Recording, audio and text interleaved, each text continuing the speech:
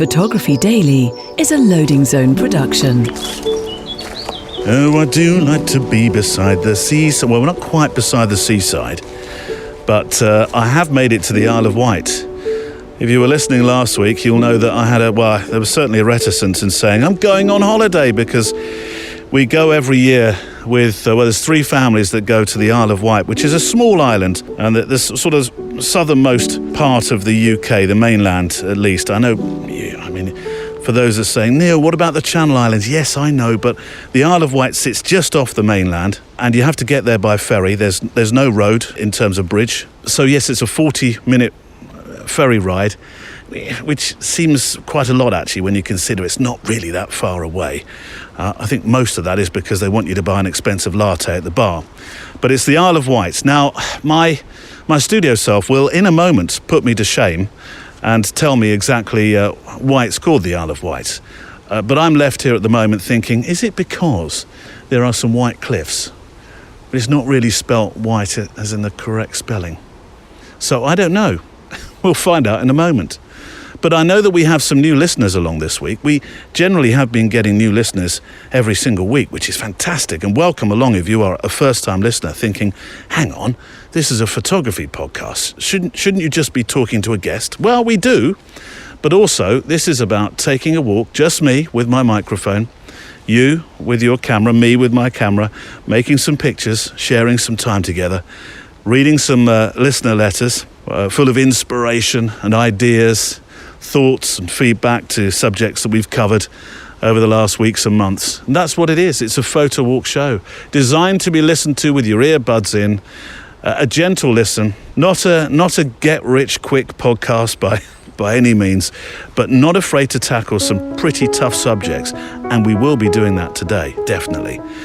And also we have our guest, and that's why I think we may have some new listeners along, because we've got the fashion photographer, Rankin, the British fashion photographer, and the British portrait photographer, well known, I suppose, in some respects, so far as he's sort of as a Brit-pack photographer, in that he built his fame during a time Blur and Oasis were facing up to each other and sharing menacing looks at awards like the Brit Awards. And so that's what's happening on the show. It's you, it's me, and it's Rankin. Today on the Photowalk. Yeah, it was a gift, really. Me and the Queen is always going to be an interesting... Yeah. I'm going to, you've got to rise to those occasions. I was quite lucky as well, because I think that them allowing me to do it was, definitely a risk, because I've not got the best track record with heads of state. Find out what went wrong and what went right and what actually caused the Queen to smile in Rankin's shoot later on in the show. It's the only photography show like this in the podcast sphere, and you are part of it, where I invite you to walk with me just with our cameras, taking along your letters, your DMs and Facebook messages which drive the show. Lots of thoughts, lots of creative insight, and then of course we have our guests too. Rankin, as you heard, plus Simon Baxter on being alone but finding a peace, Ian MacDonald on recognising mindfulness and the noise of the everyday, plus Joanne MacArthur on animal photojournalism. But what about your letters? What are we talking about today? Well, I shall tell you in a moment. First of all, I'd like you to think about change. We're supported by our friends at mpb.com, the #1 platform in the UK, US and Europe when it comes to buying, trading and selling quality used kit online. A picture, a moment can change the way we feel. We've been talking about this of late. It can change how we see ourselves. It can even provoke and change history. And mpb.com put photo and video kit into more hands, more sustainably, helping you to change kit to tell your stories. So sell the kit you're not using, trade it in for the kit you need to create. You can buy used, spend less, and get more by going to mpb.com. We're also supported, handheld and produced because our patrons help guide the direction of this show by those who subscribe to our Patreon channel, which from the price of one high street coffee per month, well, you're helping to build this program so it can continue in its mission to become a super diverse community of photographers from every interest, every genre, and every level of competence. More about that later on. Today I've recorded a few walks really across several days. It's usually the case that I go out and record one walk and bring that all back, but this does stretch across a few days as I holiday on the Isle of Wight, a regular autumnal haunt for our family. And why is it called the Isle of Wight then? Well, strap yourselves in. Around 1900 BC, the Beaker people arrived. The Beaker people, Neil? Yes, the Beaker people. So called from their distinctive pottery. Ah, yes. They called the island Wight, W-I-H-T, meaning raised or what rises over the sea. Then the Romans arrived in 43 AD and translated Wight into the name Vectis from the Latin viho, meaning lifting. Vectis is actually still used by some folk, though eventually Wight came back into being and a different spelling at that. W-I-G-H-T, not the colour white. It is, and this will upset the Cornish now, the sunniest place in the UK. Officially, 2,000 hours of sun a year, more than parts of Spain. Garlic is one of the biggest exports, which is just as well because you use garlic to ward off vampires and ghouls. And the Isle of Wight is the most haunted island in the world. It has the oldest amusement park and has housed the country's most infamous criminals, including the Cray twins. You can look up what they did yourself. We won't be talking about the Crays today, but we will be talking about skog, which if you speak Swedish, you'll now broadly be smiling at, probably because of my pronunciation. We talk peace and tranquility with your camera. We'll hear some real honesty from our patron of the day on how photography stepped in when the world dealt its cruelest blow. We learn how to speak Yorkshireland, have some news of an exciting photographic fellowship, and we'll attempt to unpick a little further that difficult subject of photographing children in street photography situations. A letter, or rather post, that is going to, well, I think, draw some additional thoughts. Shall we walk then? Coffee and Garibaldi's packed? Check. Boots on? Check. Map of the Isle of Wight because I will be getting lost in the woods? Check. Spare batteries, cards or film? Check. Earbuds in? Check. Lens caps off. Let's walk. They're all, of course, very special shows, but I'm particularly excited to be talking to Rankin. I've been planning to ask him to be on the show for so long. My walk today takes me through mature woodland. You know I love my mature woodland. But just as good as the mature woodland, in fact, I'll come to that in a moment. There's a train about to go past. You'll hear it. I'm right next to a heritage railway line, which is the Isle of Wight Heritage. Let's see if we can make it. Do a whistle. I'm not going to get there in time. I'll wave like mad. Will it whistle? No. He waved, but he didn't whistle. I will photograph him on the return journey. See if we can get a whistle for you. I didn't do the international sign of whistling. Right, yes, I'm in mature woodland, which is owned by the farmer who owns the cowshed that we're staying in. It's a big cowshed. There's lots of bedrooms in it, and I'm seriously considering. See, there's the whistle. That's all I wanted when you were next to me. Oh, sounds fantastic. I tell you what, through the woodland here, that's particularly haunting. It really is. Yes, so we're staying in this converted cowshed on this farm that is now an arable, firmly an arable farm. And so all the buildings have been converted. And the farmer said the other day, well, I've got some woodland as well. It's private woodland. You're welcome to walk through it with your family. So I said, yes, please, thank you very much, because usually, as you well know, I do love taking my walk somewhere where there's not lots of people who will come up to you and say, what you doing? What you recording? I like privacy on my photo walks. Lord knows what's going to happen when I start doing those urban ones that are coming up. Got some London ones in particular. But so I jumped at that chance, and when he said it runs right next to the Heritage Railway line, well, you've just heard it. Even better. You know I'm a sucker for the for the railways. So that's where we are. We're in this private woodland. Usually, of course, the sign that says private keep out, I'm reasonably good at. I know I've broken the rules a couple of times, but usually I'm pretty respectful of that. And you couldn't plan this any better, because today's first letter comes from Christopher Ekman in glorious Swedenland, a follow-up to the photo walk that featured Simon Baxter, this letter, the woodland photographer. And in particular about what Simon had to say about being in private woodland, because you'll remember during that episode, which I will link to in today's show notes, that he often walks himself in private woodland because it gives him the time and the peace that he needs to make his photographs and find that mindfulness. Because you don't have to walk far in this country, in the UK that is, before barbed wire, man traps and eccentric Englishmen hiding behind a portcullis will say, "Oh, halt! Who goes there?" Perhaps not quite like that, but he'll certainly set his valet on you. Hi Neil, says Chris. When I listened to the Simon Baxter episode, very interesting indeed. Love that description, by the way. I'm assuming you meant the episode title.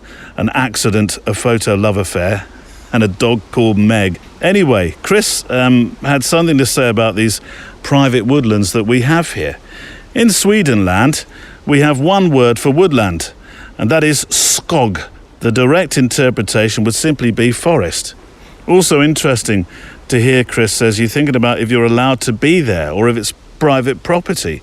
In Swedenland, this would never be something to contemplate about, since it's forbidden by law for forest owners to restrict common people's access to the land. It is called, and I hope I get this right, allemansrätt. Allemansrätt? Allemansrätt. Every man's right, in essence. Always interesting to hear the podcast. I enjoy very much hearing your British accent, and also when you speak to yourself. Do you know you're the third or fourth email to moot this in the last couple of weeks? I'm beginning to get a bit concerned about myself. It must be all this time that I spend walking around woodland, chatting into a microphone and answering myself back because there's nobody else. Is that what I do? Yeah, it's very much what you do, actually. I don't know whether you've noticed. Yeah, I have. Kind regards, Christopher Ekman, visual artist. I shall leave a link so you can go and see his work online, which is phenomenal. It really is. And actually, we should really have you on the show at some stage. And for those that are newbies, those that have recently joined us, you're very welcome. And I hope you're going to stay with us over the months to come. You'll be thinking, why is he putting land at the end of all the countries' names? It's just something we do. One from Jeremy Thistle.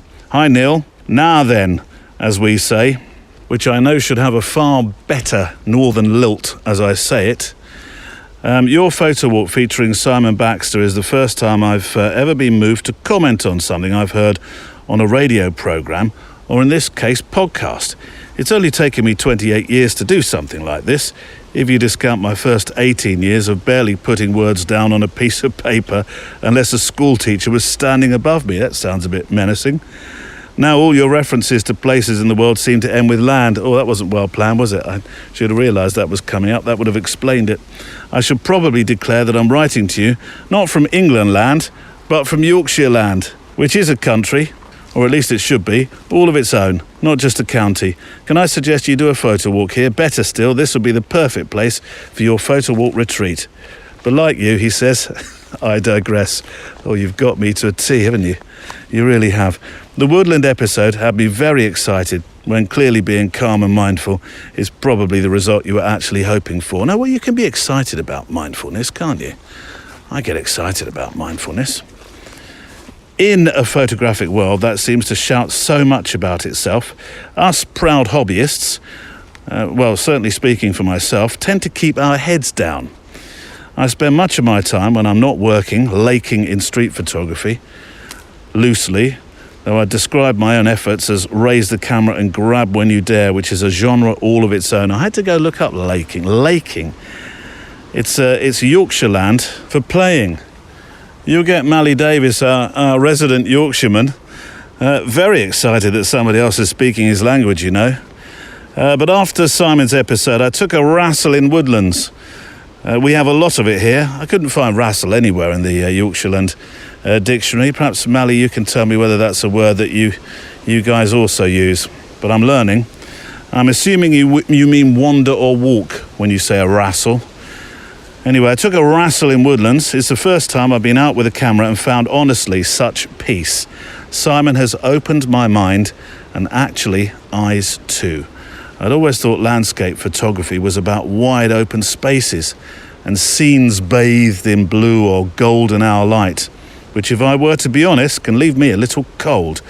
But being in woodland and just stopping to listen as much as photograph is a whole new experience. You're telling me, well, here I am in woodland. Now, you've got to that time of year where really the birds are kind of like, well, we're not just singing for you now, Neil. We'll make the occasional chirp, but it's cold. We're hiding. So these days, you just hear the sort of gentle rustle of the leaves above me, although they're falling now. And apart from the evergreens, obviously. And me just walking through the understory. But it is beautiful. I mean, listen to this. Nothing around me. There's a wonderful scene in, it's the film called Phenomenon, that's it, with John Travolta, where he, I'm not going to tell you the whole story, but he invites you to listen to the wind going through the trees. And there's a mindfulness moment in that. And I genuinely think of that film quite often when I'm walking in woodland. But yes, you're right. It is a mindful experience. Anyway, thank you, Simon, and I suppose thank you, Neil. Don't go getting a large head.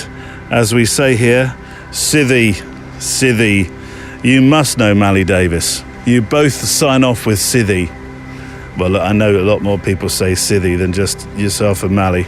That's a bit like when somebody from New York, sorry, New Yorkers, but you know I mean this with sincere affection for you, but when somebody from New York thinks you know everybody in England just because you're English. I've been to London. Do you know Jeff? Jeff.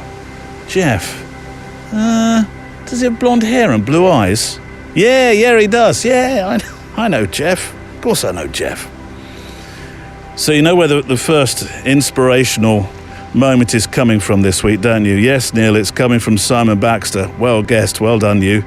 But I do have to provide a little context before we play the first inspirational quote. I still need a word, by the way, to describe these clips, you know. Can you help me with that? So, another train is puffing back. So look, I'm going to get back up the path again, see if I can get a photograph for you at the same time. Yes, some context. Simon is one of the UK's foremost woodland photographers. A journey that started after he had, a savage bike accident in terms of a long injury that for a while left him unable to work, or walk actually for long, or sit for that long, having said that. But at that time, a dog called Meg comes into his life and he starts to walk in woodland and make pictures of his dog first of all, but then it turns into woodland pictures, and then a business making woodland pictures, then a business running workshops making woodland pictures, and a YouTube channel, which is fantastic. And it's growing steadily, and I'll link to one of his films on the show page. And here is Simon talking about the channel and describing what it feels like when people tell him how woodland photography has changed their lives through his channel. And he was quite genuinely surprised by the messages that he receives. I never imagined that, but when I started to receive messages from people saying, I felt alone, I've had similar experiences to you and I didn't know where to turn. Yeah. But the fact that, you've been able to turn it into something positive and become happier has been an inspiration for them. And that's the real stuff, that's the thing where you read that and you think, oh my God, this actually matters. This matters, beyond the photography. And that's always kind of what the message has been. It's not just about, here's some photographs that I've made. Just like, look how cool this is. Look how, amazing it is just to be out wandering in the countryside with a dog. Yeah. And the joy that having the company of the dog brings as well. So yeah, and it was a difficult thing to navigate at first because I did feel very introverted at the time. But the big advantage of being on YouTube is that it forces you to sort of mine your own thoughts, to try and to be able to understand how what used to be instinctive and now you're trying to bring to the to the conscious is the thought processes that you go through as a photographer, so you can articulate that. I think that going through that process and becoming a bit more confident has helped me to be less introverted.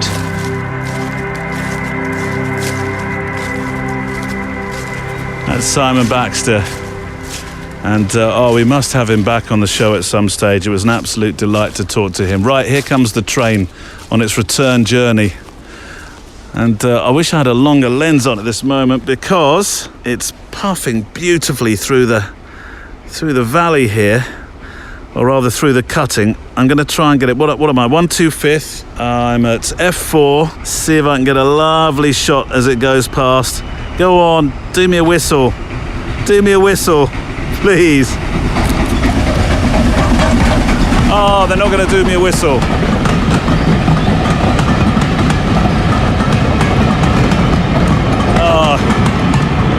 I even managed to. I made my picture then threw the letters onto the floor. They're soaking now, and made the international whistle sign, which is a strange thing to describe to you because it looks a bit suspect at the same time. But he still didn't do it, you miserable old thing. You got the best job in the world, driver and on a steam loco. And fireman, never mind. So I mentioned before we go much further to our amazing patrons. Well, of course, to mpb.com, of which, by the way, MPB, we have a special coming up. I'm going to record an episode with the founder, Matt Barker, but also talk to those that are there, that work within MPB, the camera specialists that they have there, who are a very, very passionate, dedicated team to photography.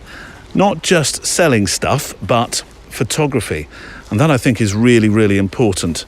And while I'm in Brighton doing that, because they have their 3 bases, Berlin, Brighton, and, of course, Brooklyn in New York. Apologies for the terrible accent.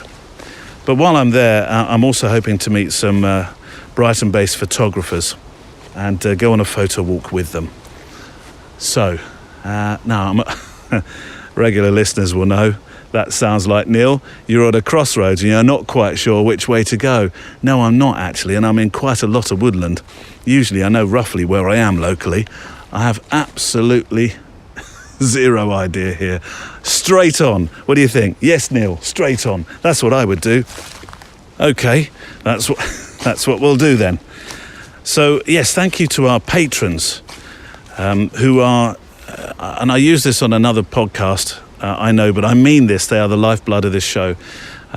Without them, it would be a pretty quiet podcast every single week because they fuel the podcast. They provide the belief really behind the podcast. As it's a growing cast. It's a very different kind of photography podcast. So our patrons are so important.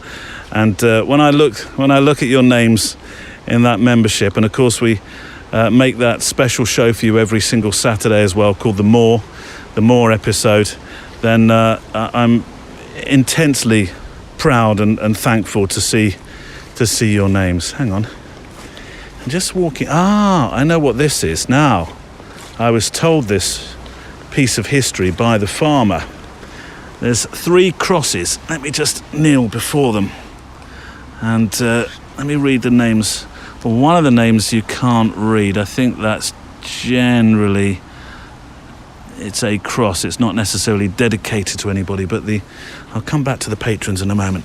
These other 2 crosses, Michael John Peter Willis, 4th of September 2010, so 11 years ago.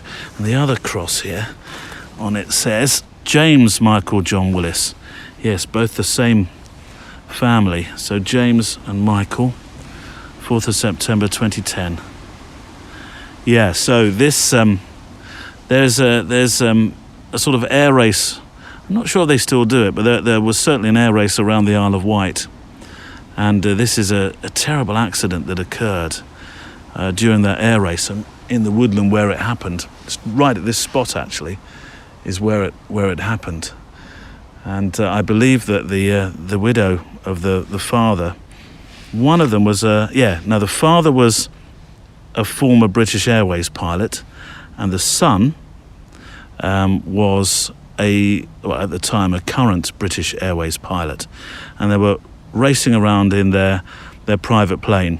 And there was a mid-air collision with another aircraft, which essentially chopped through their wing with the other aircraft's wheels, the undercarriage. And James and Michael, their aircraft plummeted to the floor, and this is their resting place. So I found it. The farmer did tell me about this. But the other aircraft managed to land at a local aerodrome. But by then, the island's emergency services were also directed in this way, though they couldn't find the aircraft because it literally fell through the trees, and it's quite dense woodland here, and so they couldn't find it. So when the other aircraft tried to land at the aerodrome without his wheels, without his undercarriage, all the emergency services had disappeared, but he did land safely. And as far as I know it, he's still alive today. Yes, so I found these crosses.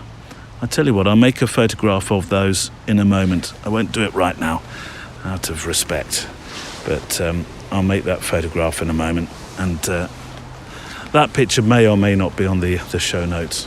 But that's the story of the two crosses that I've just come across. Sorry, yes, we got diverted onto something really quite serious there, didn't we? But the patronage, thank you so much, patrons, for being part of this podcast. I entirely appreciate you being there. And you do grease those wheels. You really do. And there'll be another more episode tomorrow, of course. Right, we have a patron of the week because that's one thing we do for the patrons. Well, several things we do. Of course, we have the regular Zoom. Oh, the wind's getting up. Can you hear that? Whoa, those canopies are flying around now. I've looked up. I should get my look up photograph in a moment as well, shouldn't I? I'll do that. Yes, we have our regular Zoom meet. Then the more shows and occasionally other bits and bobs that we put up there on the Patreon channel as well. It's a very easy app to use, and you've almost got another sort of another podcast player app, but a private one, so it is. So we have a patron of the week as well. Oh, that sounded like a crack in the trees. Oh, yes, one fell just in front of me. Not sure you heard that.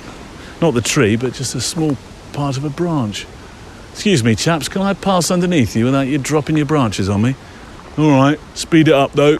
All right, okay. Yes, we have a patron of the week, and this week it's Bill with one L. Graphically very important. Bill Darby, who is a relatively new patron, so welcome to the club, Bill. He had a go at answering our questions on the contact page. We have some questions there, which are really, it's there as a conversation starter and to learn more about you as a photographer. No matter if you're full-time or you're part-time or you're a hobbyist, an iPhonographer, or someone that just simply likes to listen to somebody, i.e. me, bimbling around the countryside, talking to himself. And of course our wonderful guests like Rankin today. Anyway, from Bill in Canada land. Good morning, Neil. Photography Daily, before it evolved into the current Photowalk format, had become my Achilles heel. I'm not sure, is that a good thing? Every chance I could sneak away and listen to another episode as I worked my way through the list to catch up was at the expense of the paying job most of the time. Oh, it's kind of good and kind of bad for your bosses. Apologies. But, and most importantly, it helped me keep the creative fire burning amidst the fury of keeping a business healthy over the past year and a half or so. Hang about. So you sound like you're your own boss. So you were taking time out of your own business to listen to the podcast. Well, I suppose that's fair, isn't it? The new format, says Bill, I'm liking even better. All this positive affirmation. Goodness, as an Englishman, I'm now, of course, shifting very uncomfortably in my boots. I look forward each week to the new episodes and the Patreon more stuff and the monthly Zoom calls. Although you might remember my first Zoom attendance was an unmitigated tech disaster. One my end, and I bailed part way through to grab a hammer and converse with my computer. Oh dear, Bill. I've just stepped actually into... Oh, that wind is getting up, certainly. I've got a story about internet connection. Hang on, Bill. I'm digressing. You know I'm good at doing that. I've got a brook to get across here. Hang on a minute. Right, this could all end horribly wrong because I've got your letters in one hand, camera in the other, or rather microphone in the other. I've got to try and get onto this island of stones, get across here, up the other side. The thing about private woodland is it's not exactly footpaths. There's a rough sort of location and walk. Right, I'm pretty sure I now know the path back towards base.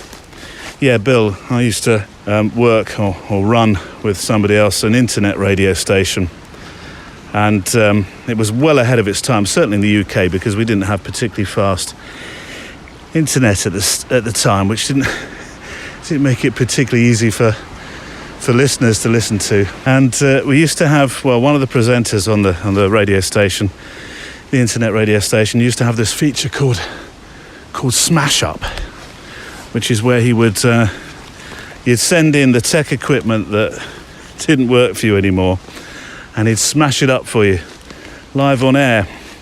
And it was actually quite funny. It was quite an amusing feature at the time. And one day he smashed up. I heard him doing it actually. I was in the office I was in the production office listening to the program through the speaker in there, and he was smashing up a whole computer, which I must admit he did really well, and it sounded actually quite amusing, until I was told it was the one waiting to be installed as the new surfing machine for one of the studios. He had no idea. He just thought it'd been left by his desk, and in essence he just went and grabbed it, and it became the subject to smash up. I'll never forget that. The ultimate boss. You smashed what up?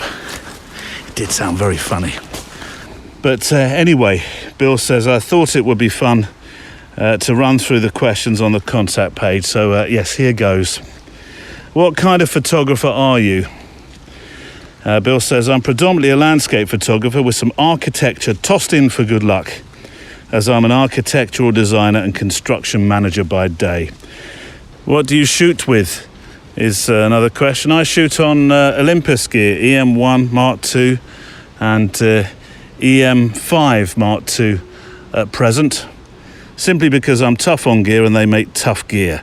Weight and weather sealing were and are important, as the backpack weighs enough already and the Micro Four Thirds gear is lighter and smaller. Equally important, I enjoy the feel of their camera bodies in my hands.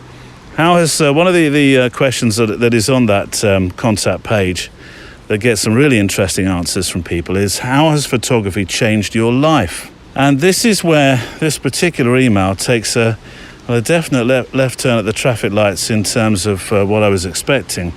Photography filled my teenage and young adult years, bags full of kit, a dark room in the basement, and was my first choice of profession. A formal education in photography was out of my reach at the time for a myriad of reasons, and so I moved on to architecture and construction, got a degree, got a job, got married, and had a child. Somewhere along the way, I laid down the fancy cameras, shot with my early digital point and shoot jobs. You know the ones. But in 2012, life changed. Our beloved daughter passed away at 18 years old, and the world stopped turning. Life and work went into autopilot mode. We marched in place.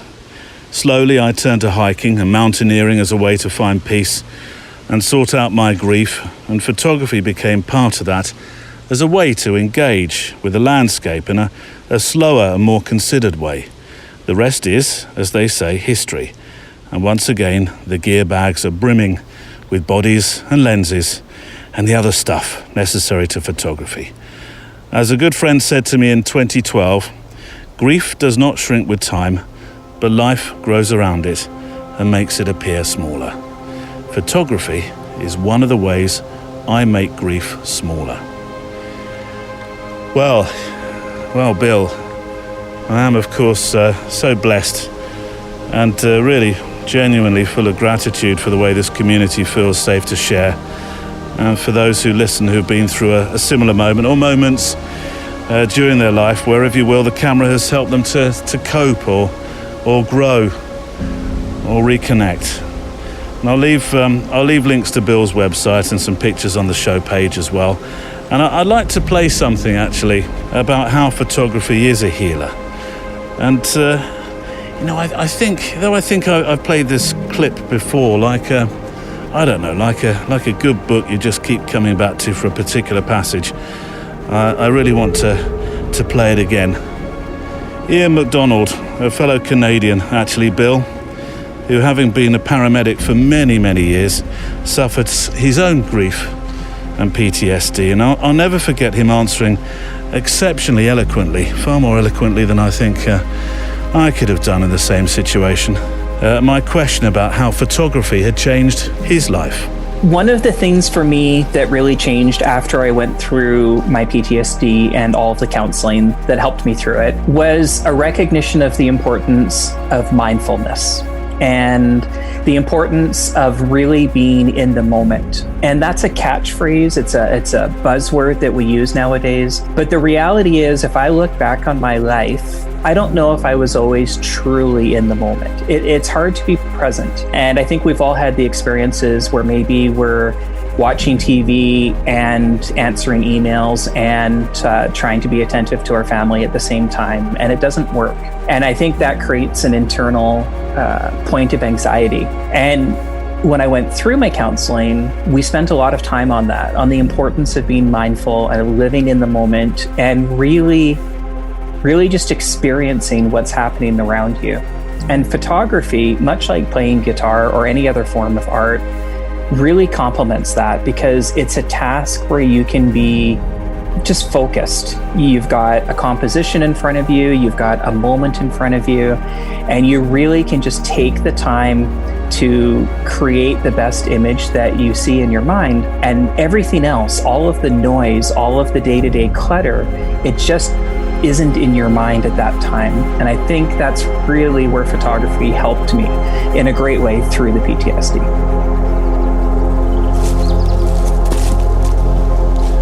Wonderful. Ian MacDonald. And we must have Ian on again. I always find with Ian, like I'm talking with an old friend, just like Valerie Jardin a couple of weeks back. You know, the kind of person who you don't talk to for ages and ages. You pick up the phone, you chat, and it's like you've never been away. But if you, like Bill or Ian, have a story that shows just how much photography means to you, then I'd love to hear from you. The email address is studio@photographydaily.show. It's the Friday Photo Walk. Just you, hang on, let's get through this gate.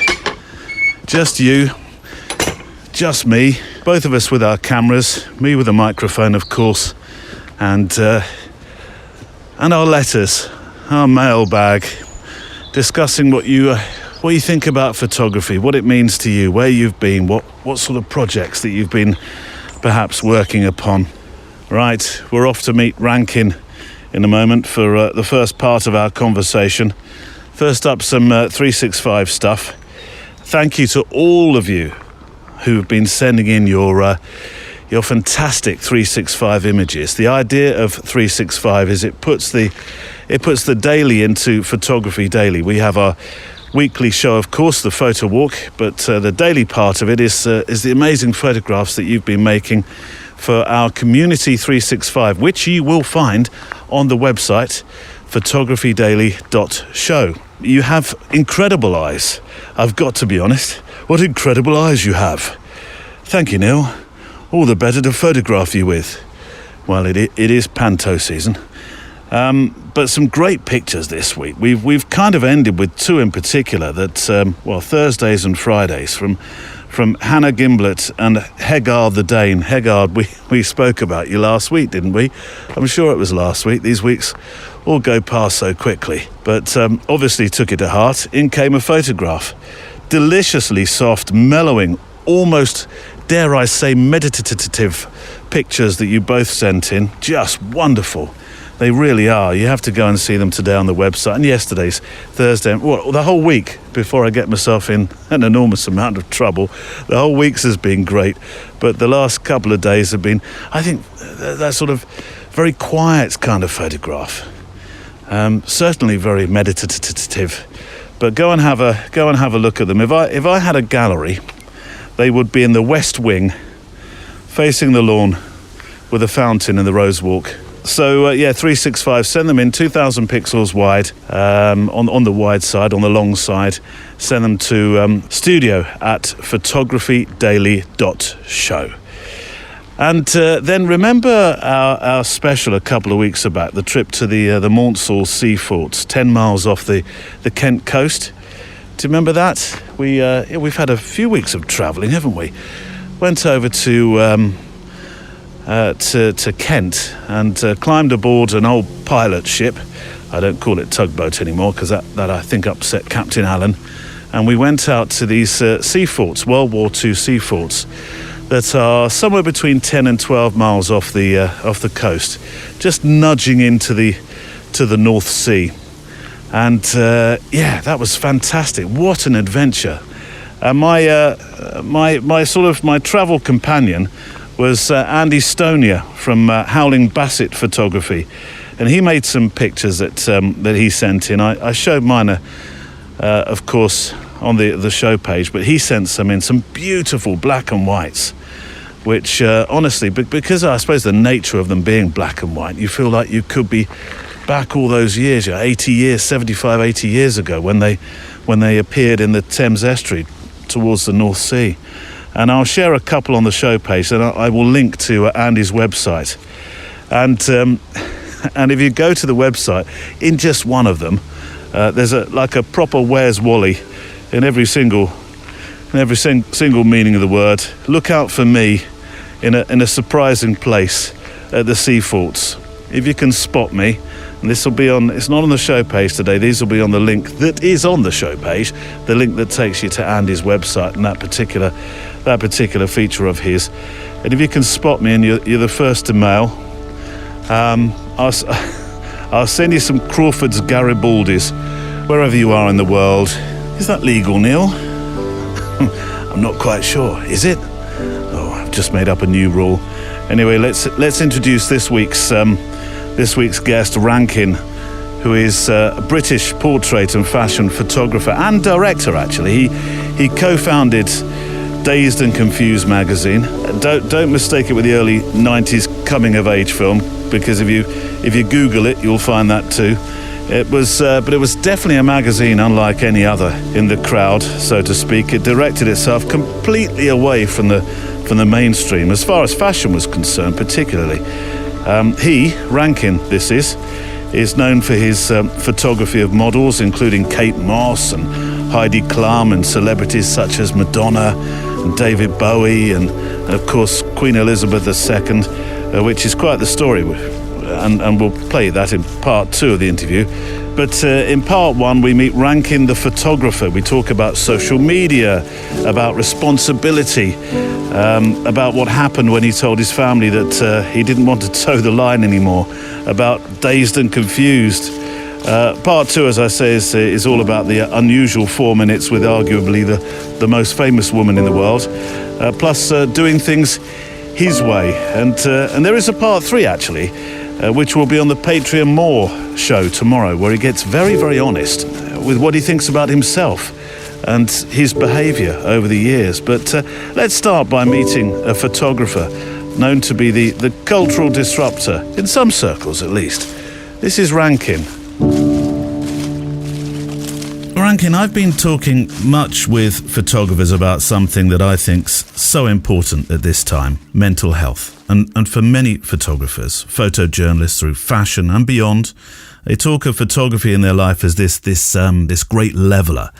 And it's not a question, I think, asked often to or of those that we perceive and understand to be at the absolute top of their profession. So what does photography bring to you in that regard, mentally and creatively and spiritually, actually, because I know you talk on that level? Yeah, it's a really important question for everybody, I think, that does anything creative. I think what was interesting for me during lockdown was that within a week of us being put into isolation, I was itching for my camera. And having been a photographer that has essentially been taking photos every day, almost every day for the last 30 years, I would have thought that I was ready to have a bit of a break. Yeah. But what was very strange was how much I didn't want to have a break, and I was desperate to do something. And I hadn't photographed a few projects that had been in my mind for a long time. And I suddenly thought, well, I'll take this opportunity to do these personal projects. One was on flowers, and I'll start shooting them. And I tried before to get into these concepts, and I'd just never been able to crack it. And within probably 3 weeks of training myself to work with nobody at all in the studio, apart from me, and being in a tiny little box room, which became my kind of home studio, I was really digging it. I was really excited about that. And I think that what I'd always kind of felt was that I was more than passionate about photography. It was a crutch for me. It was an addiction for me. It was something that had saved me from becoming, maybe a different type of person. And it really was evident that was what was going on very, very, very quickly. And I think everybody that finds that thing they love and are passionate about, and whatever that is creatively, and if I was an amateur photographer, I would still be taking photos because I get so much out of it. And what's interesting is now I've kind of done a few of these TV shows about essentially amateur photography. Yeah. I've been talking to a lot of amateur photographers, and they're just so passionate about it. They love it. It is what helps them get through the day, and I'm very similar to them. Well, you mentioned how photography has saved you there, and I do want to come back specifically to that. But let's talk about the state of photography and where we are now, and out the traps. Perhaps this is a way of addressing social media and responsibility in one wrapping, really. Making pictures of real people, to quote you now, is important to you. And at a time where social media can have such a destructive nature in the way people feel about themselves, I wonder what you feel your role and your responsibility is as a well-documented, well-known photographer. That's a very difficult question, because I question that every day. And I take it very seriously, probably more seriously than I've ever taken it before in my career. And I've always had a real eye on the balance of, who I'm photographing, how I'm photographing them. But I certainly, I think I'm like everybody. It's a very confusing time when the camera has been basically passed on to the audience, and now the audience have the ability to all be creative, which is exciting on so many levels. It's really exciting that anyone can be a creator. But the thing about being a photographer, and I always come back to this whenever I do talks, I always say, you just keep learning. And if you've got an open mind and are inquisitive, you're generally going to be a good photographer, because that's one of the things it takes to be a good photographer. So I've just kept learning and learning and learning. And it was about 10 years ago, I went to a photo festival, and this guy gave a speech about the responsibility of a photographer or an image maker. And they said that the responsibility was to themselves as the image maker, to the subject and to the audience.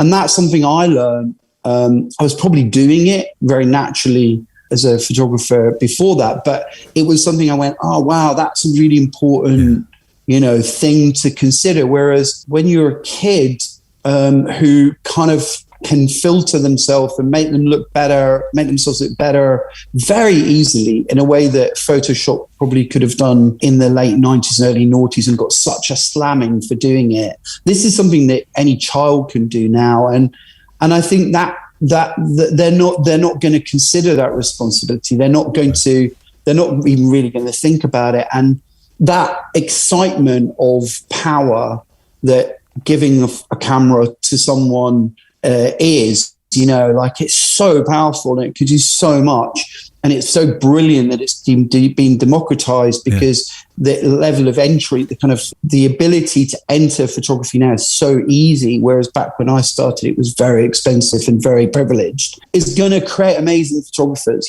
but it's also giving people this powerful tool that is just being essentially abused at probably to their detriment as creators, and certainly to the audience's detriment, because it's created this kind of reality that's completely fabricated. It's a kind of, it's a hyper-realism, that isn't real and is in the hands of people that don't really care about anything apart from, the likes. Where photography is now is not at all, of course, as it was when you started. And I want to take a moment to rewind right to the start, actually. Accountancy's loss is photography's gain. The ones and zeros that you could have been dotting and crossing are not the compositions on a spreadsheet. They're now in Photoshop, as you've just talked about. But you've always had a strong entrepreneurial fire running through you, haven't you? That decision didn't come without its difficulties. I mean, your father took great exception to you not towing the line and becoming an accountant for a start, didn't he? Yeah, my dad didn't talk to me for a year when I decided to drop out of accountancy. And it was a pretty tough year because I had to go home and live at home as well. So because photography was so expensive to do back then. And I think that I was very lucky that I came from this family who had really encouraged hard work and commitment, and those types of things were kind of ingrained in me. So I got jobs, part-time jobs as cleaners, and I got jobs as a theatre porter. But I'm really glad that it's not what I do, because I wouldn't have ever loved it.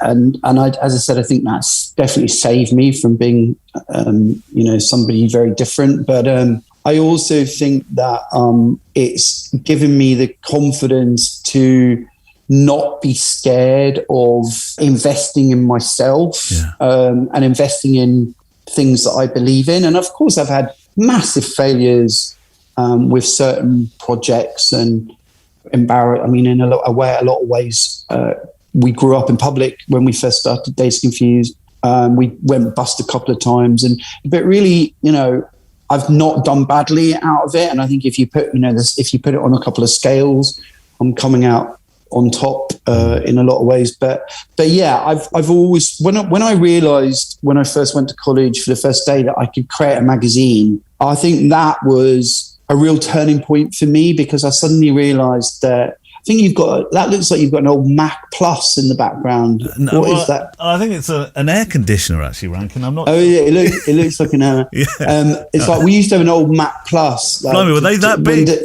They were a bit smaller, but they looked a bit like that. But that was what we did. The magazine, the Student Union magazine, when we first started, and it was desktop publishing. We just hit publishing at the right moment where it became super cheap to make the magazine before it went to print. And I think that kind of empowerment of the control of the media meant that we realized we didn't really have to work for anyone but ourselves. So once we realized that, I think we never thought we'd last more than a few months, never mind 30 years, but it was definitely a turning point when we realized that. Because in my family, people like me were called them. Did you see that film that they made? Yeah. Did you watch that ad that they created? That ad was really funny. Like that pitch that they did, So I was from a place where I didn't have any connections with any media or arts at all. So I think it made me quite brave when I came into it. And that kind of entrepreneurial, like, we can do this. We don't need anyone else to do this. That was something we were kind of handed on a plate because of desktop publishing and the fact that we both went to the London College of Printing, and we created a student magazine, and it was pretty good. We were like, this is not bad. So my dad eventually came round to the fact that I would possibly be, all right, and then became kind of my biggest fan, which was lovely. So he's come to Private Views, stand by my work and listen to what people said about it, which was really, really nice. And your sister was very important as well, Suzanne. I read a really interesting article with her. She described those early years of you being a photographer in very excitable terms. Kate Moss being a regular visitor to the home. The house had become a studio for Dazed, and you described the relationship with Suzanne as was one that contains a lot of emotional glue. Yeah, I mean, Suzanne was very, when she joined the magazine, she really became the glue that kind of held myself and Jefferson together. I mean, it's hard actually, because I think when you work with your family, it's not always the easiest ride. No. I think that all of the kind of personal stuff between any business members is always complicated, and unfortunately she became the person that had to decide, became the three of us, so she was the deciding right. The deciding vote in a sense, and you have to kind of leave that with the family at the door. But yeah, I mean, she's definitely the third partner in that business, and she makes it happen now. I mean, I'm not as anywhere near as much to do with it anymore as I used to be, and I kind of actually made a conscious decision to leave the Dazed group in the early noughties because I wanted to be a photographer. I didn't want to be a publisher anymore. I wanted to really, I could see that I had the opportunity to be a photographer that could go all the way. And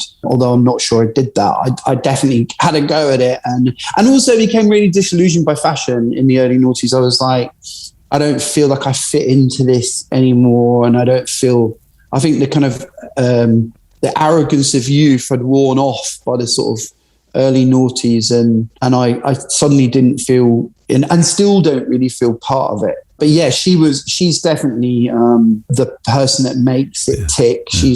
She's the kind of clockwork, behind it, the mechanics behind it. And I think without her, Dazed and Confused would have never been able to survive and be what it is now. But you do attach an importance to having a shrewd business sense. You say you are unusual as a photographer and that you had an entrepreneurial vision very early on. You started this business, that business during a recession, for heaven's sakes. I suppose you could draw any comparison to these times we live in now that they've claimed many a creative's fire. You set out to celebrate the work of others as well as establishing your own path at the same time, didn't you? Yes, and I think maybe sometimes when you're a bit too close to the business, you might not see that part of what we both were excited by when we started Dazed, which was actually to create a community and create opportunity and a platform. We used to call it a platform before platforms were platforms, but creating a platform for other people's work was a very important part of what we were doing. And we got a buzz out of that. We got a buzz out of new work coming in, or new art coming in, or a new artist, or new music, or we just got a buzz out of being able to be part of something and creating something. And so many careers started in that office that it's really something that I'm very kind of proud of, because we definitely gave people an opportunity whereas when we started, we were looking at other magazines, and we've got a lot of independent magazines in the UK, much more than in any other country. And we could just see the doors were closed to us. So we really took the advantage of the recession to go, well, we've got nothing to lose because we've got nothing. So we'll give it a go. And as I said, we only felt like it would last a few months. And in a way, it still shocks me that we did okay.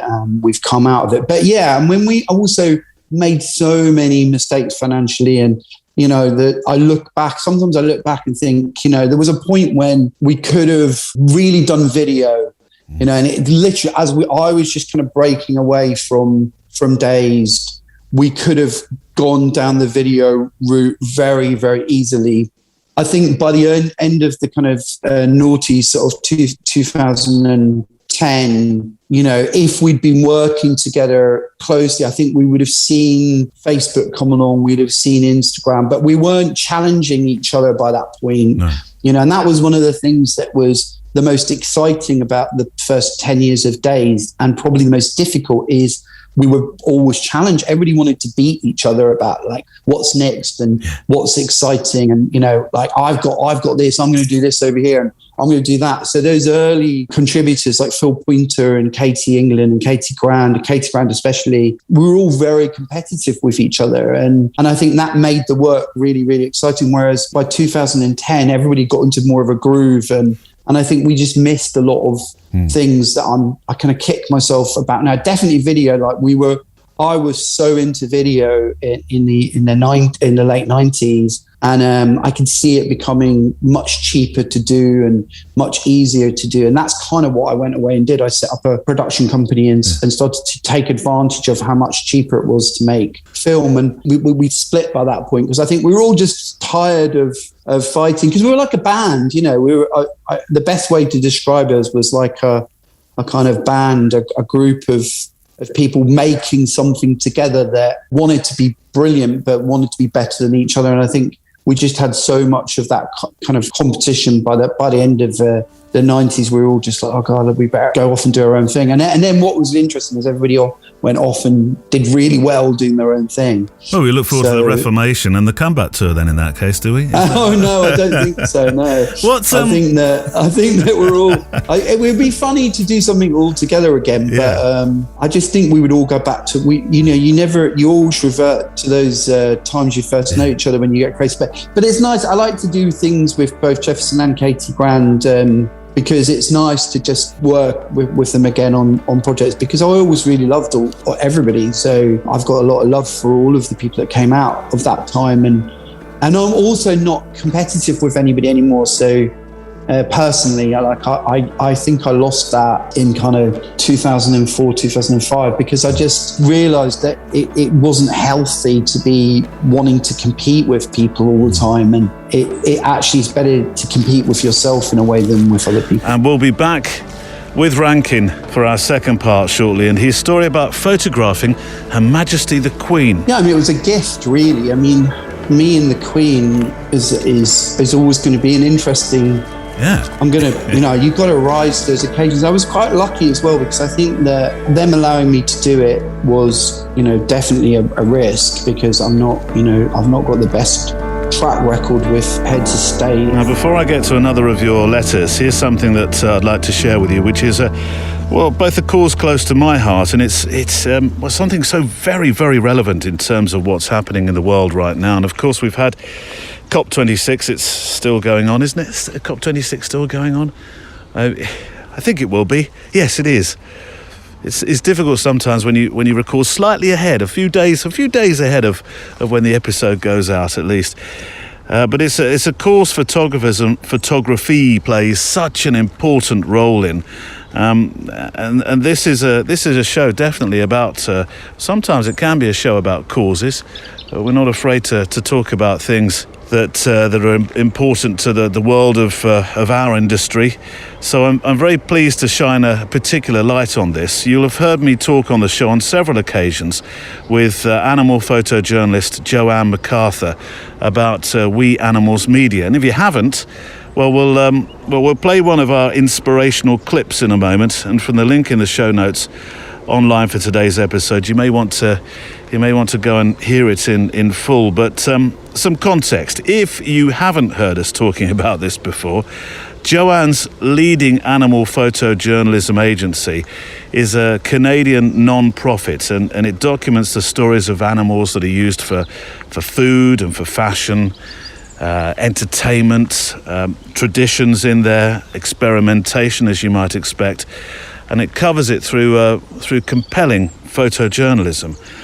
And as we've spoken and referenced on the show, these pictures tell their stories, no holds barred, and we had quite some interesting responses and feedback to when we ran that particular episode. Photojournalists risk all, even their life, actually, to bring the world these stories about the way we treat our animals. And you'll find them on the organisation's stock platform, which offers something like 10,000 royalty-free pictures now from photojournalists that work professionally worldwide with the organisation. We've tackled animal abuse and the photography of it, which has not been an easy subject at all. But then, as I say, we don't shy from those subjects when it comes to talking about photography. But We Animals needs passionate cause photographers and photojournalists to make and tell these stories. And some, of course, will be nearer the start of that journey, though may already be making some of these pictures or stories and have access to a story that they know they want to tell, but don't really have the financial backing to do so. So, We Animals are launching their inaugural Animal Photojournalism Fellowship. It's the first of its kind, and they're going to support one photojournalist to cover a new story about animals used for food. Now, I appreciate I'm throwing a rather new genre into the conversation. So let me quote so I get this completely correct for you to understand. Animal photojournalism, APJ, animal photojournalism, is an emergent genre of photography that captures, memorializes and exposes the experiences of animals used for food, fashion, entertainment and research. These stories are underreported in major media, and the Animal Photojournalism Fellowship aims to address this reporting gap by funding and mentoring this one fellow with a proven track record of documenting high-quality stories who'd benefit from funding and mentorship. The fellow will work remotely with Joanne MacArthur over a series of meetings beginning in January 2022 for up to 10 months, and financially they're going to receive $6,400 Canadian dollars, that is, to cover project costs and a living stipend. Joanne, as we've said before, is an award-winning animal photojournalist with more than 20 years experience in this field. So whoever gets this fellowship is exceptionally lucky to be working with the world's finest in this field. Photojournalistically. I'll link to this, of course, on the show page today. You can apply until the 14th of November, so we're really quite tight now on this, and that's this year, of course, 2021. And I know for some members of our audience, this is a very difficult area to hear about, talk about, and digest information about. Certainly look at the pictures. It's something that's very easy to turn away from. That sort of campaigning, that makes people, including me, shift, reasonably uncomfortably in our lives that we live, because in some way we identify that we could be part of the problem. And it's interesting, isn't it, how fashion is caught up in this. And had I had this, I have to say, prior to talking with Rankin, I'm sure I would have asked some questions, and I'm sure he may well have had something to say about it too. But we're a show that has increasingly moved away from get-rich-quick episodes. There's lots of YouTube and business podcasts that do that so much better than I. So I hope we're a show that can talk about the sensitivity of our picture making, the reasons that we do it, and what a contribution we make when we do it well.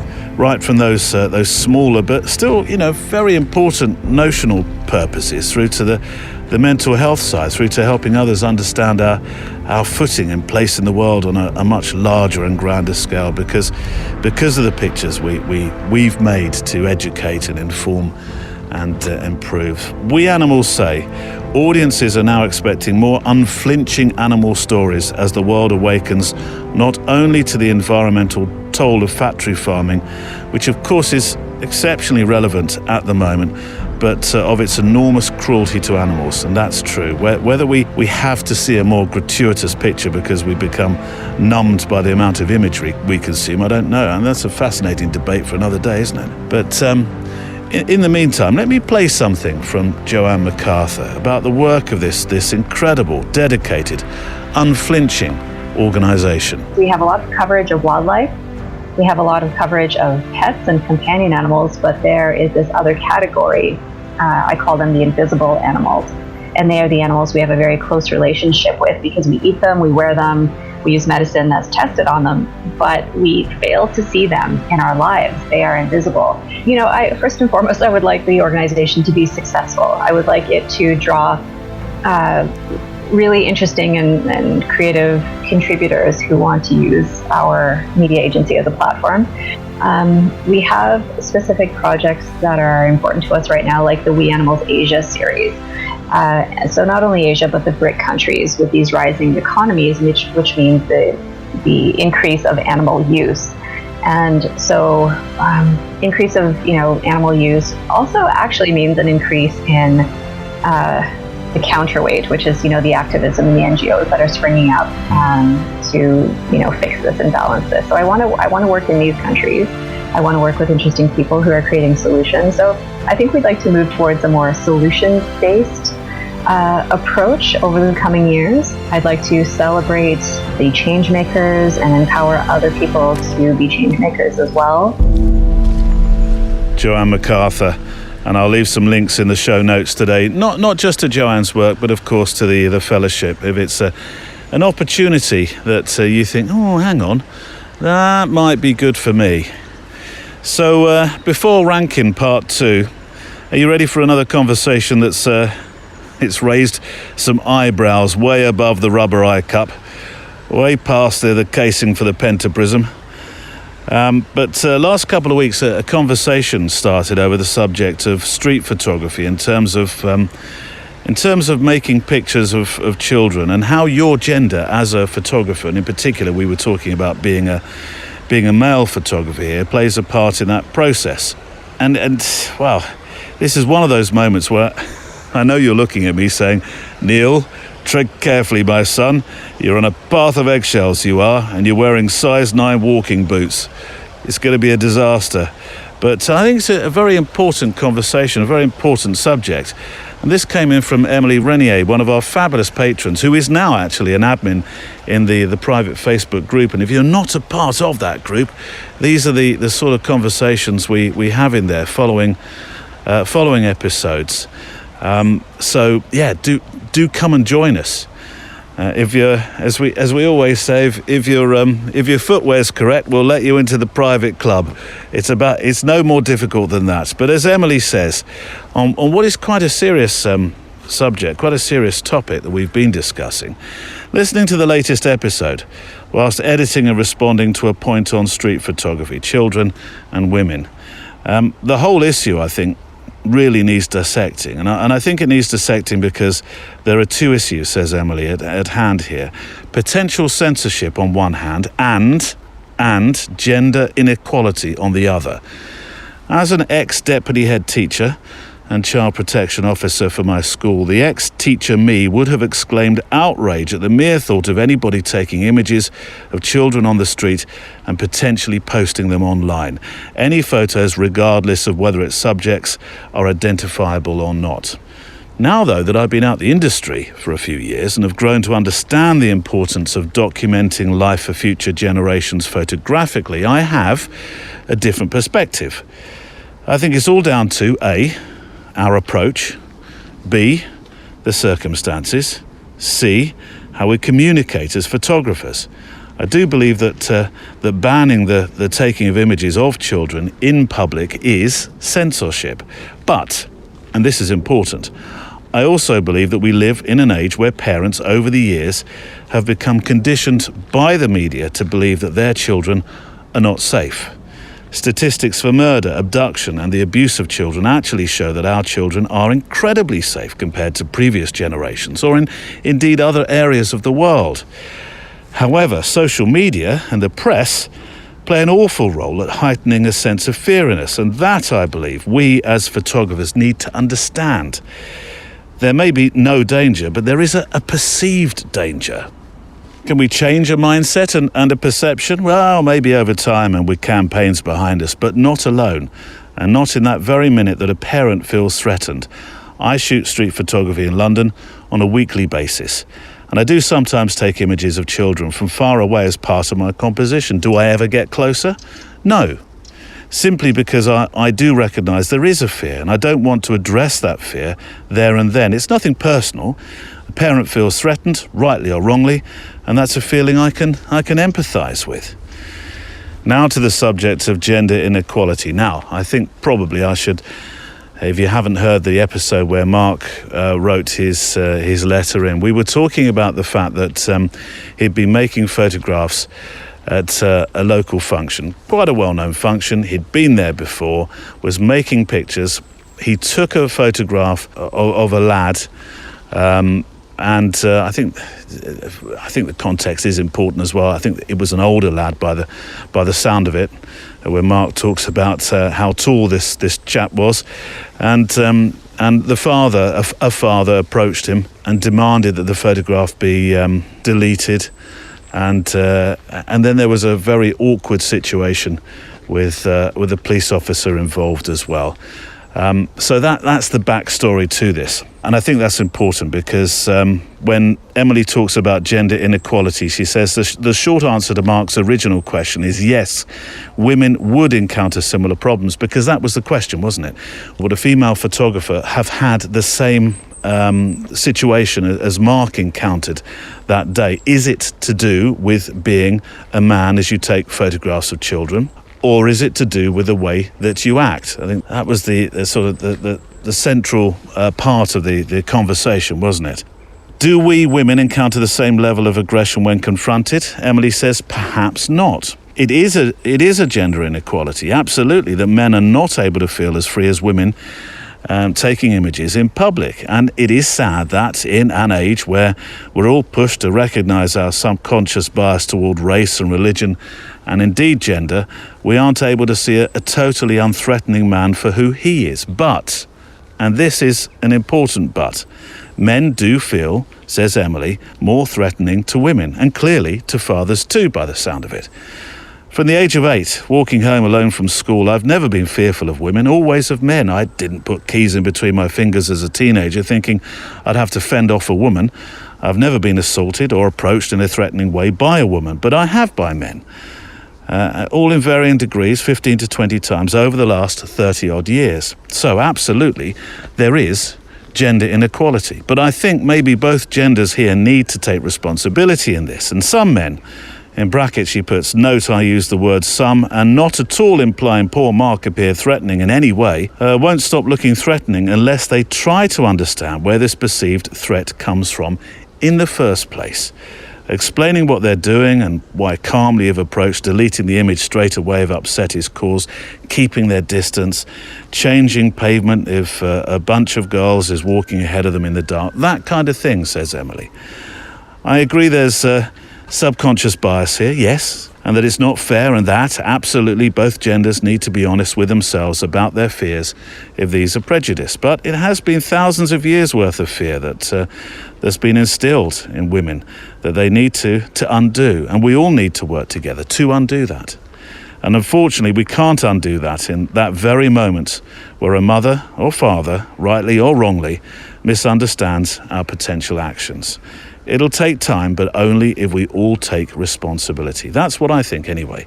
Happy to discuss. Well, thank you, Emily, for such a considered response to that subject on the show, and I hope I've done your response in the Facebook group justice. I really do. It is, as I said right at the start, it is a walking on eggshells moment, I think, for many people. It's a shifting uncomfortably in your seat moment for some. I appreciate that, and I really would like to hear your thoughts on that.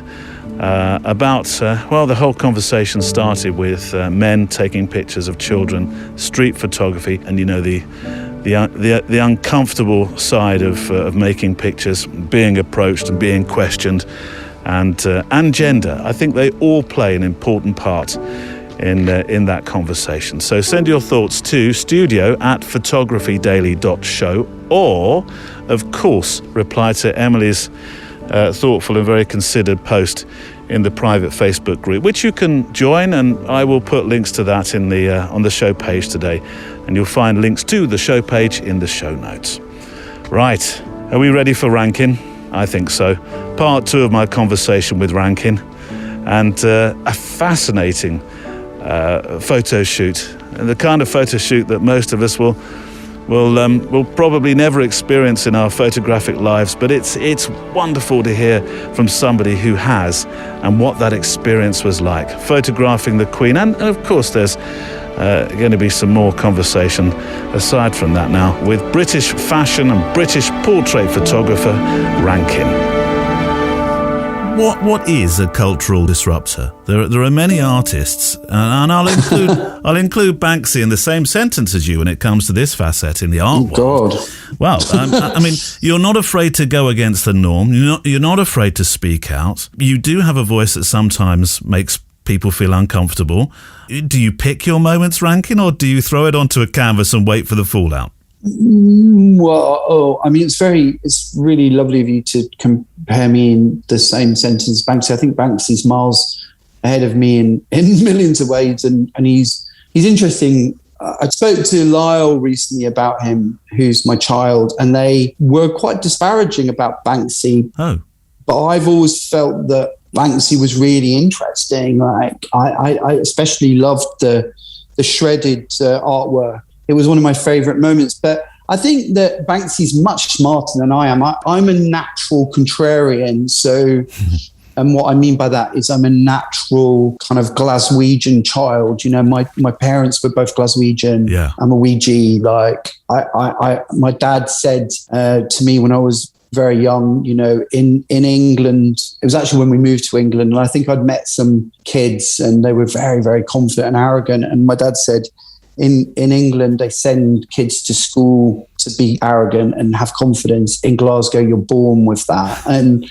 I don't know how true that is, apart from most of the Glaswegians I've met are real contrarians, and most of the Scottish people I've met are pretty contrarian as well. So I think I was just naturally, when I was growing up, was encouraged to just ask questions and never take the easy option of an answer. And it's just, I just got that from my parents, and that makes me kind of question things that maybe certain taboos or, you know, let's say things that make people uncomfortable. I've always wanted to question them, but I always really admire Damien Hirst and Banksy for their ability to really kind of conceptualize stuff that makes you think in a certain way. And I think that what makes both of their art really interesting is they make you feel something, but they make you think something. So I've always, right from the beginning, before I knew these artists, I've always tried to do that with the work. So I've always tried to have that duality within it. I learned that very, very early on at college. And I think that's what a kind of cultural provocateur is. It's like they're just the person kind of going, but why not? Yeah. You know, why can't I do this? What is making society think in this way, or all think in this way, when it's really obvious to me why, like it's me asking, why does every single cover of a fashion magazine have to have this very homogenous look? I just don't understand it. So, and that led to us doing lots of really interesting covers at Days, and putting very unique people on that possibly wouldn't have been on before. So, I think that's what a culture provocateur is. And also, I think the thing that connects a lot of really great art and really great photography is the consideration of an audience. So we would always talk about making the magazine, or me making work for myself, but we don't discount the audience. And what I mean by that is we don't just create it in an ivory tower for ourselves. We're thinking and looking at it as if we're an audience, and what does the audience want, and having that conversation, because a great piece of work can have a conversation with you.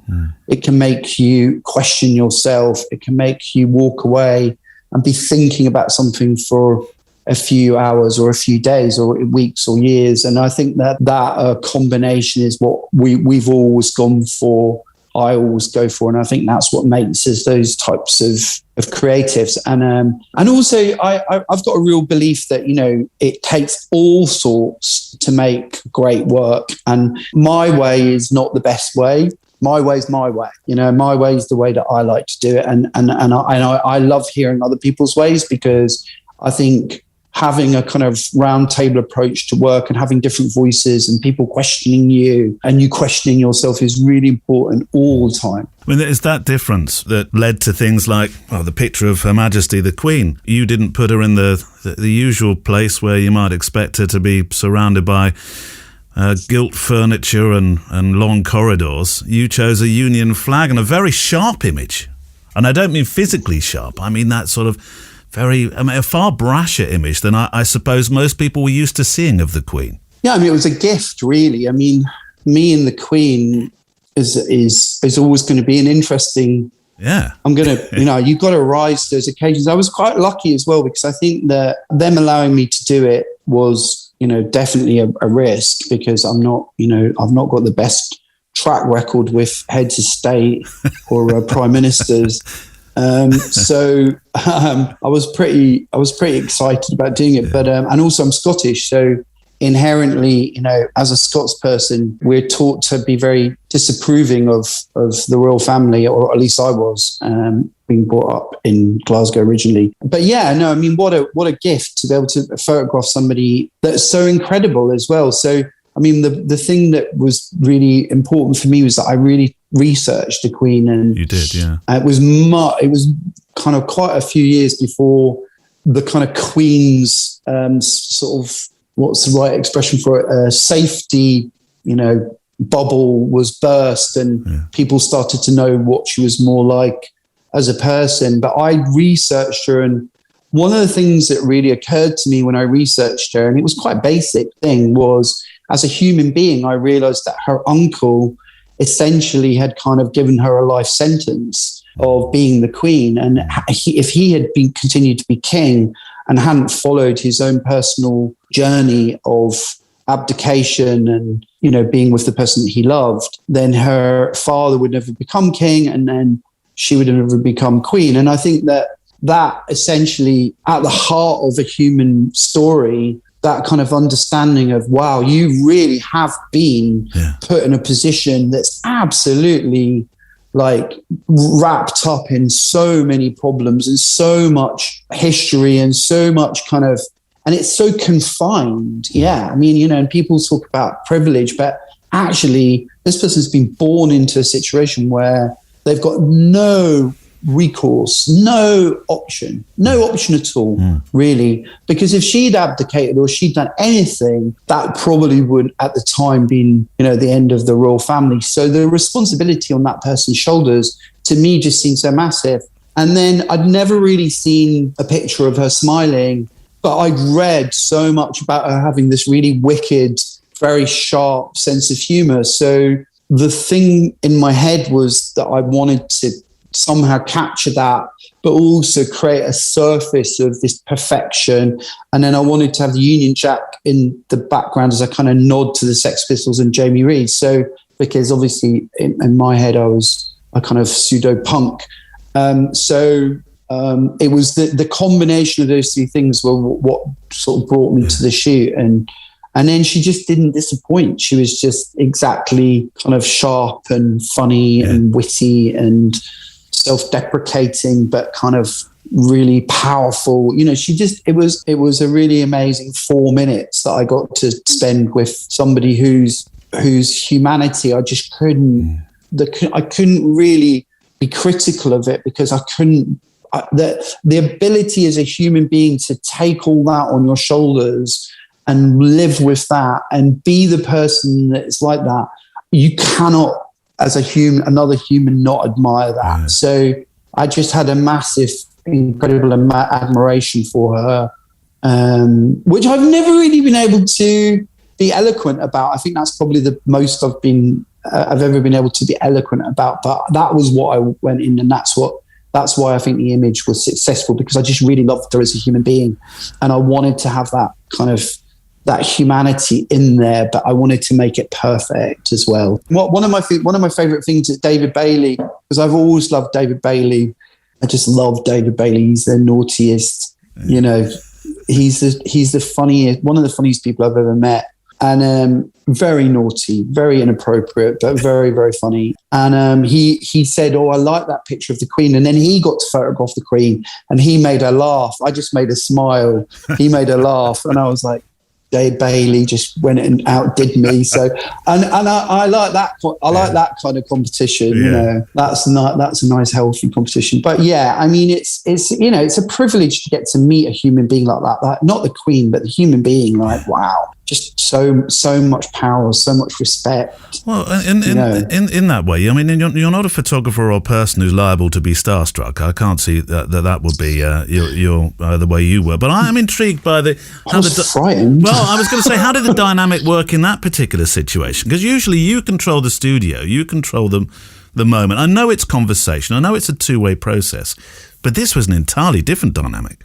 Yeah, I mean, it's my whole purpose as a photographer, and I'm very different from other photographers. Yeah. And we're all different, you know. My purpose is always to try and collaborate with my sitter, and it doesn't really matter what I'm doing. It's to collaborate, and of course, I'm the captain of the ship, and I'm quite good at being able to control the situation because I'm very confident in the moment. Yeah. But I want to get the best out of them, and I want to kind of show them in their best light. And I think that with that situation, I just was very used to doing bands in hotel rooms very, very quickly. So I was really confident in being able to get a picture. But God, no, the power that person has is physical. You know, like, she walked into the room and it's overwhelming. Yeah. You know, when you first meet her, for me anyway. And then, you know, I've got, you know, I can chat. Obviously, you've been hearing me chat. Yeah. So that's not unnatural to me. But no, I was definitely nervous. And my assistant, the reason she's smiling in the picture, and the reason it was a bit of a gift, is that my camera, halfway through, the sync lead fell out of my camera, and she just smiled and laughed. And my assistant, who's a really good photographer called Matt Hollyoak now, he's really talented, and he's photographed the Queen since, much more than I have. He was shaking like that, trying to get the sync lead back in, and he couldn't get it back in. And I was like, get it in. So once I'd seen her laugh like that, it was. I just went into kind of comedy mode. Well, you went into Austin Powers mode, didn't you? I did. I did. If the rumours to be believed. When I say Austin Powers, I just mean that kind of like parody. I mean, no one ever asked me what that is, actually, which is quite funny. But that kind of parody of, yeah, baby, you know, like just the kind of the thing that photographers say. Yeah, you know, we get people to elicit a response, and it is to elicit a response. You know, a lot of the time it's to get a reaction, or, you know, so I just went into this like, I'm going to get a reaction from you, whatever. Yeah. So I'm going to do this until I get a reaction. And of course, I'm sure she knew that was what was going on and found it quite funny.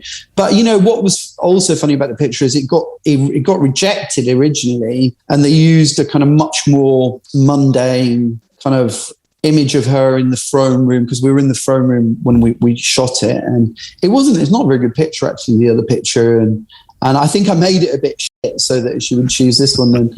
And they, because we were asked to present two. So they went with that as the official picture, which I think gets used somewhere. I think it might be in the National Portrait Gallery or something. It is, yeah.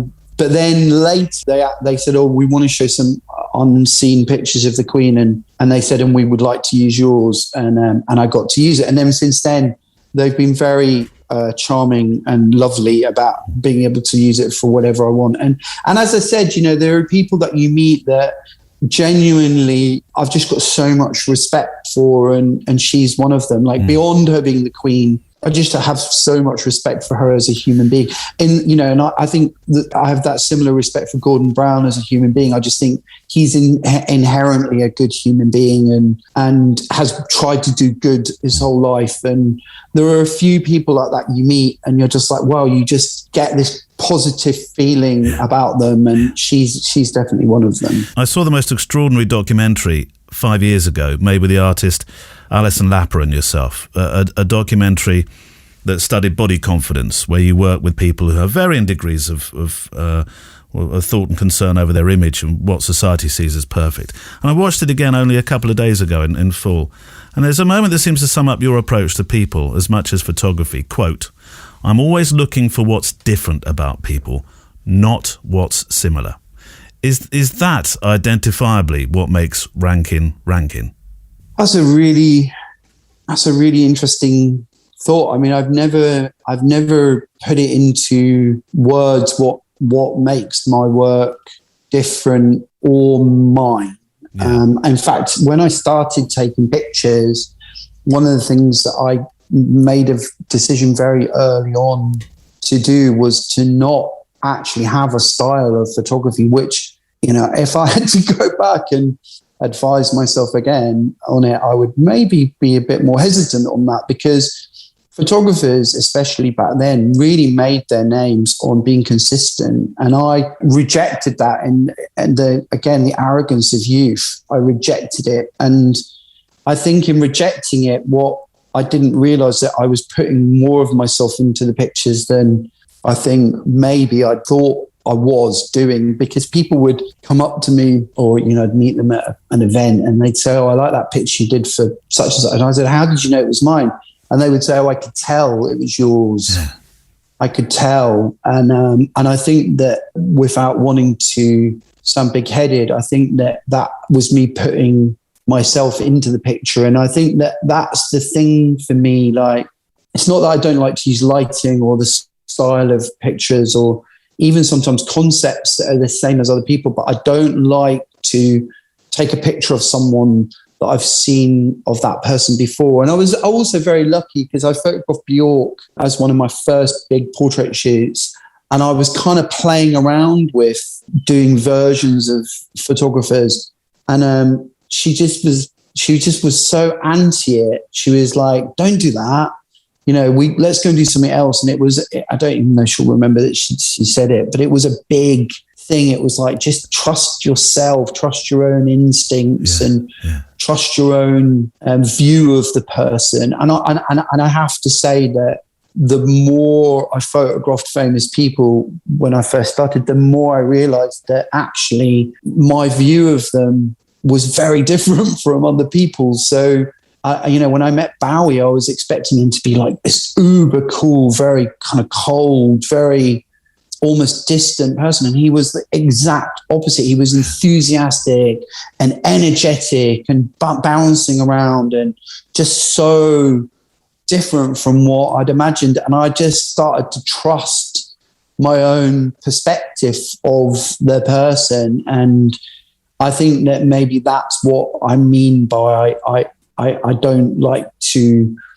photograph what is expected of me to photograph, but what I want to photograph. And I don't even know now if I knew that back then.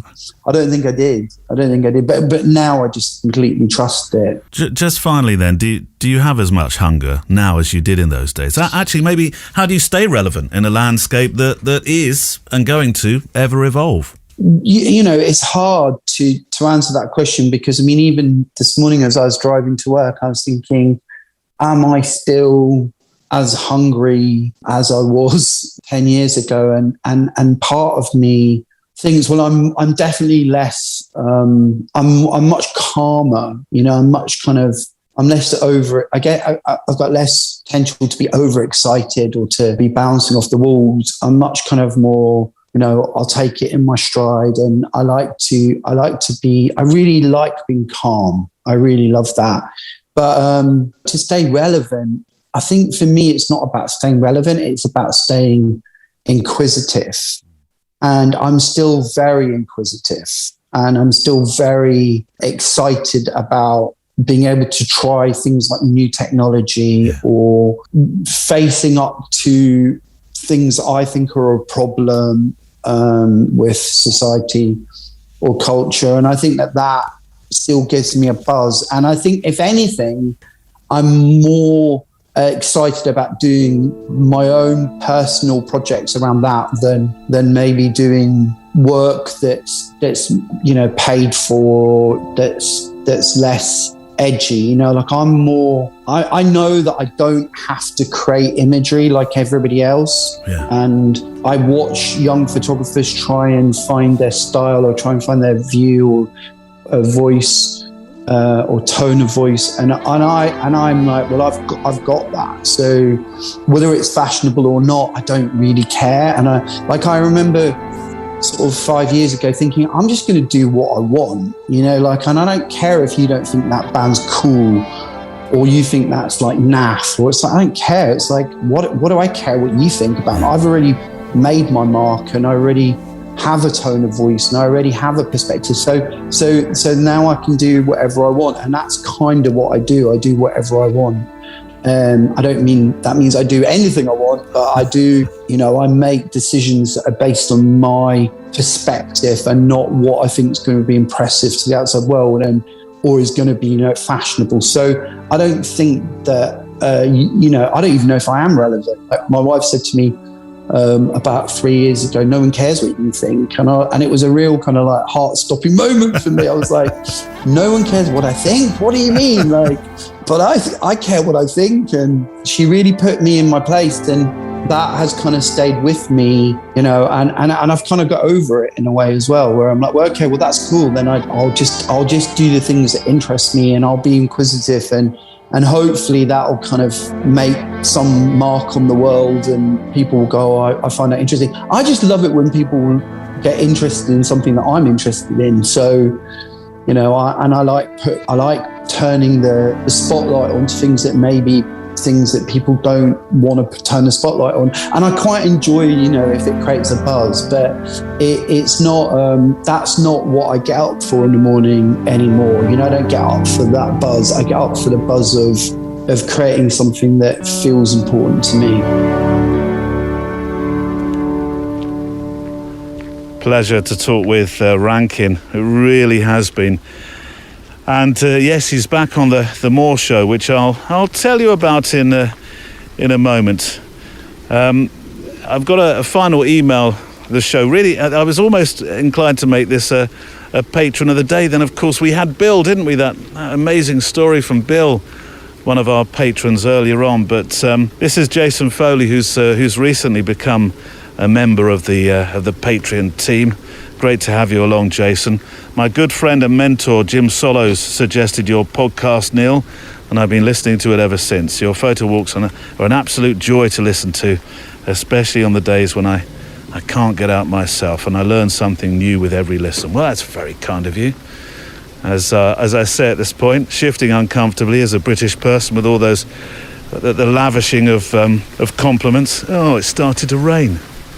Oh, no. It did say there'd be a 47, was it 45 or 47% chance. I use a great app, by the way, that a photographer told me about called Dark Sky, which is reasonably accurate and tells you when to expect rain. Rain starting in the next 10, 20 minutes, that kind of thing. I've used it for my wedding work for photography for ages now. Anyway, sorry, I digress. Thank you, Jason. I'll continue. I'll walk in the rain with you. I'm an amateur photographer based in Ontario in Canada. Canada land. Oh, you've got the correct lingo now.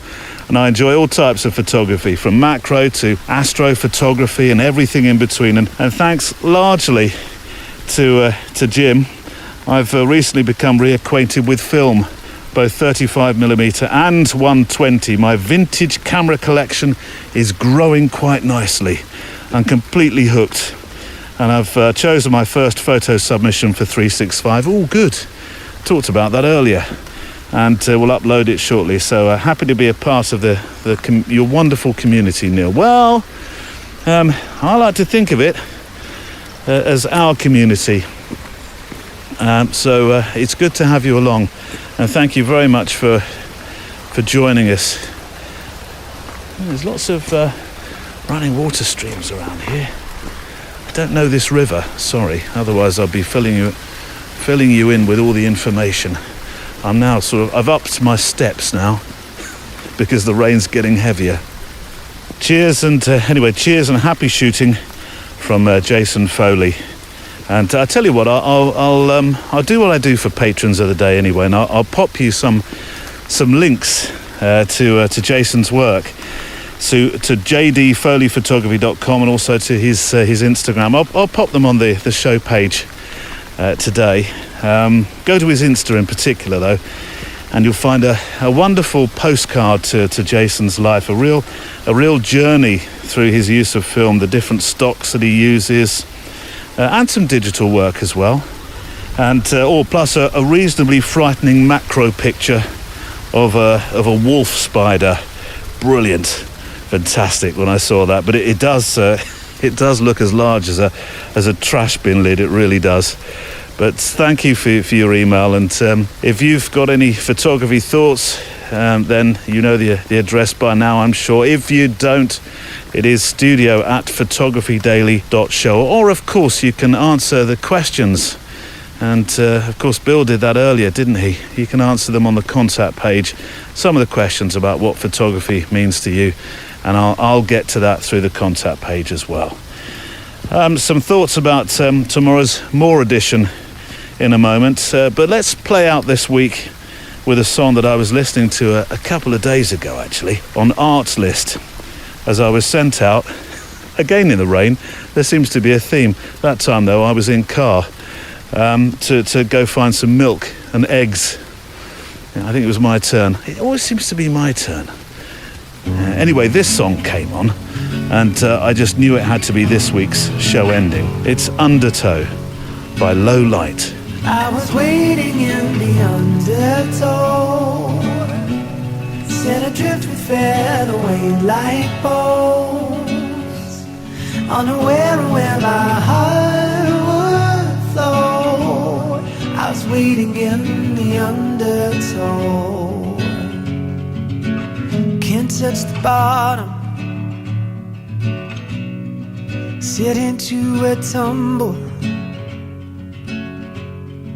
waves that shake me out of my skin. Never been so easy, losing my direction. My bearings have me south of home, but I've been wrong before. I was waiting in the undertow, set adrift with featherweight like bows, unaware of where my heart would flow. I was waiting in the undertow.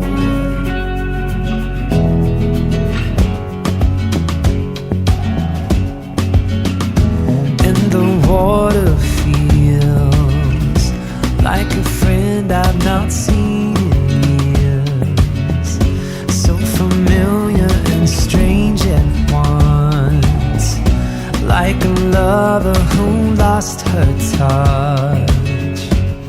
At first I was hesitant, now it seems oh so curious. How'd I wind up so far from home, when I barely had left the shore?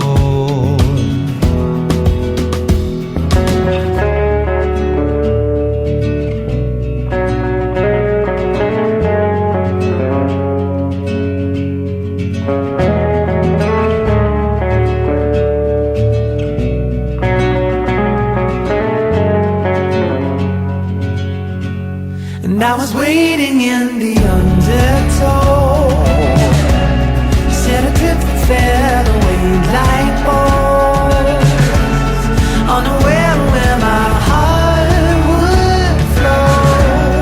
I was waiting in the undertow, and I was dreaming of the love I loved. I fell asleep within an autumn flow. I never knew I drew so far from home, while I was waiting in the undertow. And that's Undertow by Low Light. Fantastic. And that's it for this week. My thanks to our guest, Rankin, all our contributors for their encouragement, inspiration and letters, plus our patrons in Patreon, which you can join through the link on the website, photographydaily.show, which is where you'll find the show page as well for today's episode. And for those wonderful supporters who are patrons, tomorrow we're going to be talking some more with Rankin. A no-holds-barred extra moment or two where he reflects about his life. I've always said that I've been very lucky to not be addicted to anything but my work. I mean, I'm really glad that I stopped doing drugs, and I'm really glad that I balanced my life out a little bit, because, you know, especially drugs and alcohol, they make you a dick, you know, so, and I'm not going to blame them, but they didn't help me. They exacerbated some of the bad side of me, and I could see myself being that person. So, and I don't like that person, and I'm glad that I'm not that person anymore. If you're a patron, of course, you'll be able to hear that in the special app you download to hear more and get access to the Zoom meets, the monthly challenge and the diary pieces, plus our book club, which is part of Saturday's More. Next week, we're going to be featuring Hugo Huerta Marin, who's made Polaroids of and interviewed across 7 years some of the world's most incredible women and artists, including Yoko Ono, Uma Thurman, Catherine Deneuve and Tracy Emin. 25 women across the world. It's a portrait project that started because Hugo had a healthy dose of, as he says, naivety and self-belief. I know you'll love him and his project and his book now, which is called Portrait of an Artist. Be sure to visit our Instagram and Facebook. Music on the show today from the incredible artslist.io, and I look forward to photographing with you, hearing from you and talking with you next time. Oh, Carl, what a great week we've had on holiday. You've really enjoyed myself. I thought it'd be a nice idea just to end the show down here on the beach, looking out towards, I'll get a picture of it in a moment as well, towards the Needles, the famous Needles, just at the end of one end of the Isle of Wight. Gorgeous. I know, very. Anyway, what are you doing down here on the beach? You'll get rusty. Well, not an old Lancia, you know. Careful. Don't want to cause any trouble with that nice car brand. Anyway, I was thinking, should we come back here? Car, you are reading my mind. I think it's a great idea. What about next year's photo retreat? Now that is a really good idea. I knew you'd like it. Anyway, it's cold. Let's get back. Get some hot chocolate inside us. And Garibaldi's. Yep, and Garibaldi's. Fortunately, they sell those on the Isle of Wight. Photography Daily is a Loading Zone production.